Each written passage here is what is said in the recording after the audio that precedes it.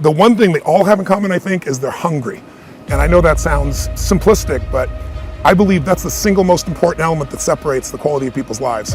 It's not just the ability to have hunger, but to sustain it. Hunger means that you want more. You want more of yourself. You want to make a bigger difference. You want to be a better parent. You want to do something more than there is today, and that you don't get satisfied. Most people start out with hunger at an early stage of life and they lose it. But the people that come to me are hungry either because something's happened, they've had a birthday with a 0 on it, they've gone through a divorce, they're starting a business and they know I've got to have a different level, or they're the best in the world and they're always looking for that edge that makes the difference. I think everybody is born with hunger. Like, there's the desire to grow, to expand, to learn, and then disappointment sets in early in life for most people.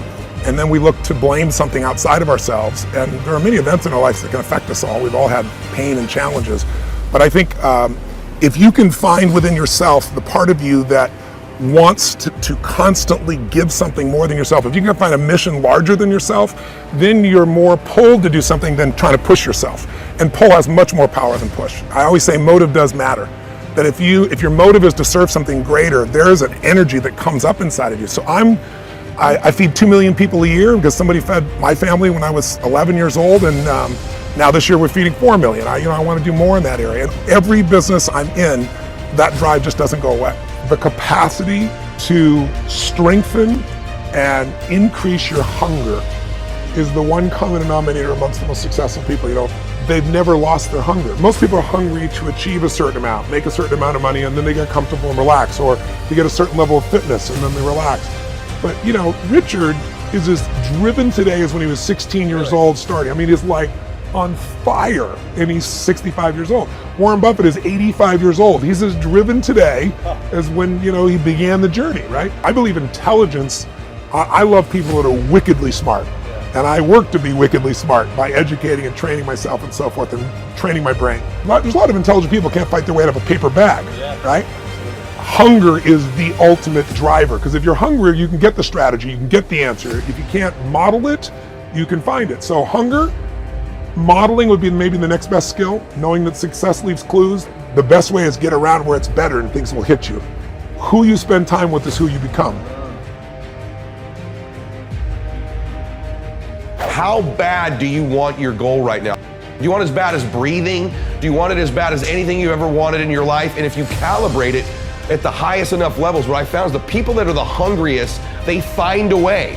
When you know why you want something, when it's desperation, the power of being desperate is something that most people avoid. They think desperation is a weakness. And I'm here to tell you, desperation is one of the most powerful emotions you could possibly possess, because when you're desperate, you find reserves and reservoirs of ideas, talents, and a strength that you don't know you have when you find yourself in a desperate situation.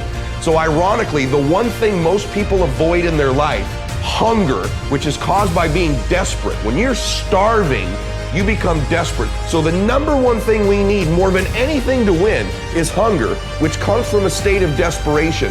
Yet we're constantly trying to comfort ourselves in the real world to avoid the state of being desperate. And I'm telling you that I think you need to embrace desperation again in your life. Like, do you want it so bad that you're desperate for it? See, in a fight, you show me two people. This is why it's so hard to repeat as a champion in the fighting game. Because you show me someone who's up and coming, who's hungry for that title, who's never had it before, who can taste it, who knows if they win that belt, their whole life's gonna change. They're gonna be champion of the world, all the endorsements, all the money, all their family life, all their parents' lives are gonna change. You show me somebody chasing that, hungry for it, against someone who's just trying to hold on to a title. And that's why most of the time the challenger beats the champ. It's hard to repeat as a champion because the hunger goes down just a little bit. The greatest athletes, the Kobe's, the Brady's, the Jordans of sports, have a way of feeding their hunger all the time and increasing it. What separates them isn't just their work ethic, isn't just their talent, although those things matter, isn't just they practice more. What separates them is they're just hungrier. They somehow find a way as they climb up the ranks and win championships to get even hungrier for more, where 99% of the athletes lose just a little bit of their edge once they get that first championship, that first pro contract, that first big amount of money, that first world championship. They just lose their hunger a little bit. And then there's the elite, they get hungrier. It feeds the beast.